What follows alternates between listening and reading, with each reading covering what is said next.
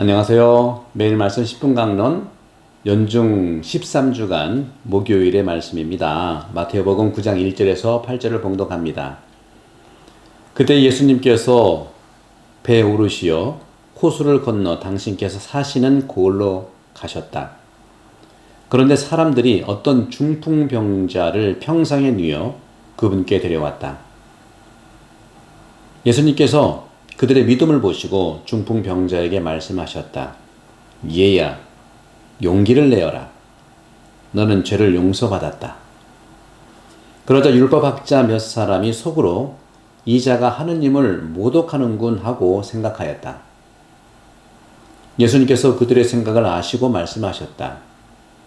너희는 어찌하여 마음속에 악한 생각을 품느냐? 너는 죄를 용서받았다 하고 말하는 것과 일어나 걸어가거라 하고 말하는 것 가운데에서 어느 쪽이 더 쉬우냐? 이제 사람의 아들이 땅에서 죄를 용서하는 권한을 가지고 있음을 너희가 알게 해주겠다. 그런 다음 중풍병자에게 말씀하셨다.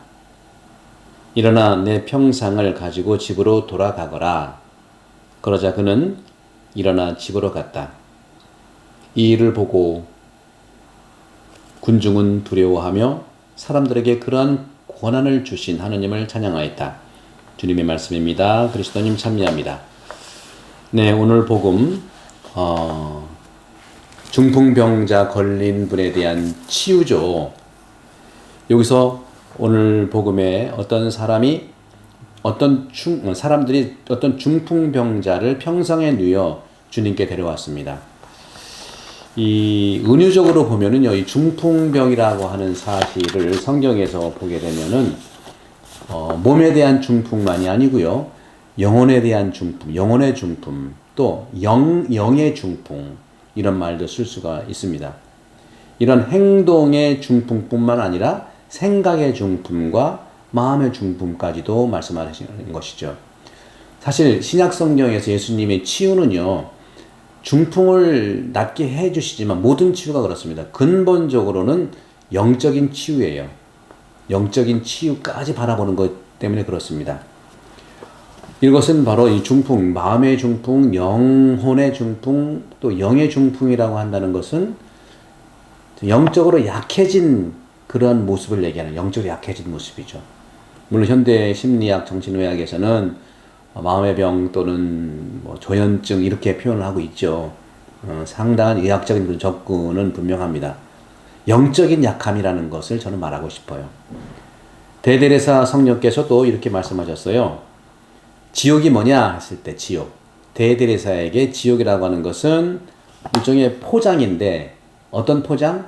좋은 것들로 포장한 것이 지옥이라는 거죠. 그 속은 예수님께서 세례자 요한 그렇게 회칠한 무덤이라고 표현했잖아요. 바리새인들을 보고 겉은 멀쩡한데 속은 텅텅 비어있고 썩었다는 것이죠.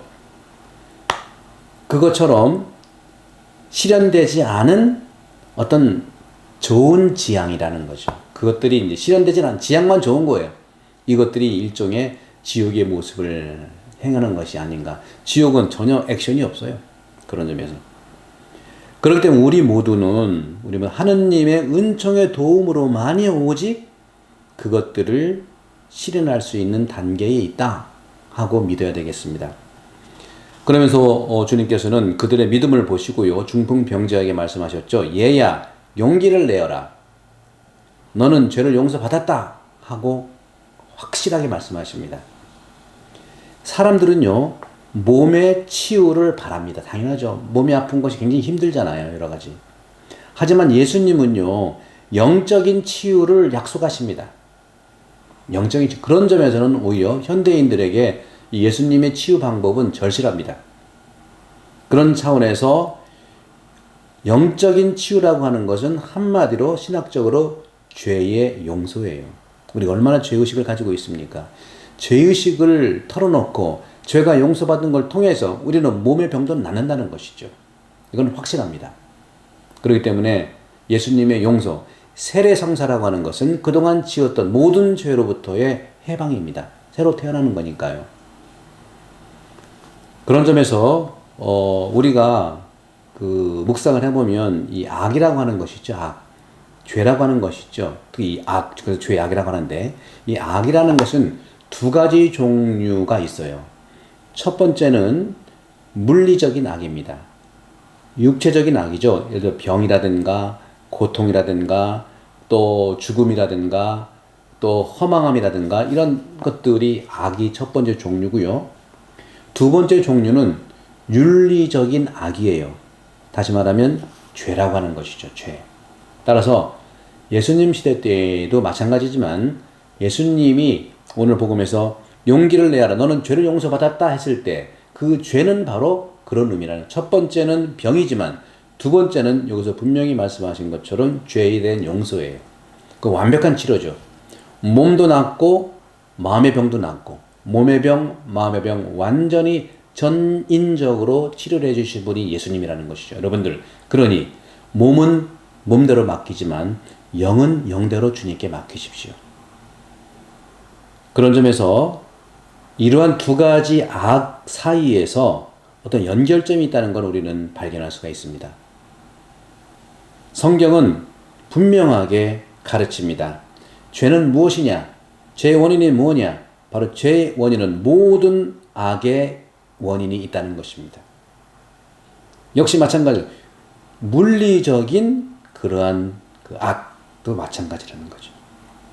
그렇기 때문에 우리 모두는 사실은 어떤 고통 속에서 병을 싸워야 되는 것들은 바로 의사들이 싸워야 되죠. 병과 고통들을, 통증 의학이라든가 이번에 코로나 팬데믹 시기에 얼마나 의료진들이 훌륭합니까? 그분들은 이 병하고 싸웠어요. 이 아픔과 고통하고 싸웠다는 얘기죠.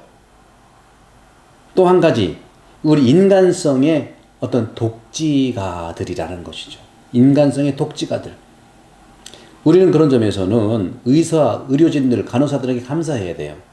그리고 우리 교회 안에서도 아픈 분들을 위해서 기도해야 되는 일종의 영적 독지가가 돼야 된다. 영적 의사가 돼야 된다. 그런 점에서 우리는 그들의 행동들은 신비적인 것이고 초자연적인 것이라고 우리는 인정해 줘야 됩니다. 의사들이, 의료진들 말씀드리는 거죠. 우리 역시 마찬가지고 영적 지도자들 마찬가지고요. 그런 점에서 분명한 것은 우리는 분명히 이 죄로부터 오는 이 세상과 우리 자체 안에서 정화할 수 있는 그런 모든 사람들에 의해서 우리는 도움을 받는다는 것이죠. 그러면서 오늘 결론적으로 주님께서 일어나 걸어가라 하는 말씀을 하십니다. 일어나 걸어가라.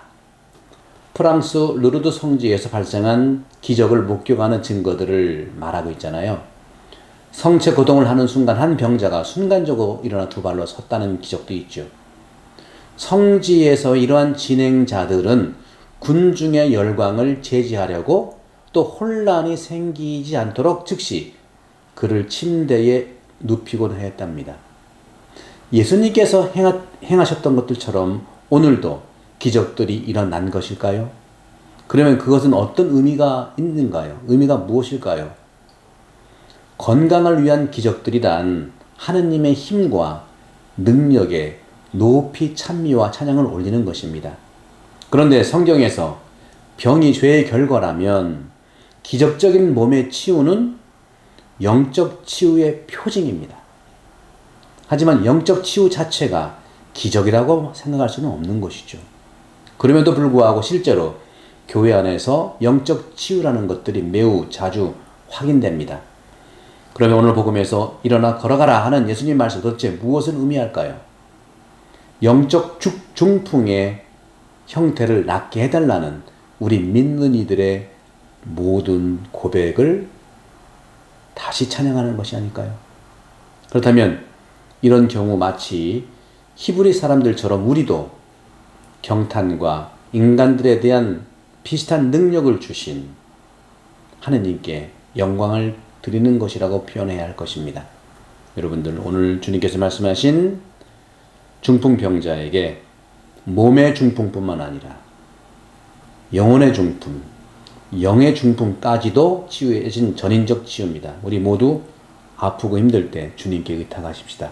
그러면 주님께서 우리를 기꺼이 온전하게 지켜주실 것이고, 그것은 의사를 통해서, 심리상담 전문가를 통해서 결국에는 성령에 의해서 우리는 온전히 치유된다는 사실, 영과 육 사이의 연결점이 분명히 있는데 그 연결점이 바로 예수 그리스도께서 치유해 주시는 전인적인 사랑의 가치라고 말씀드리고 싶습니다.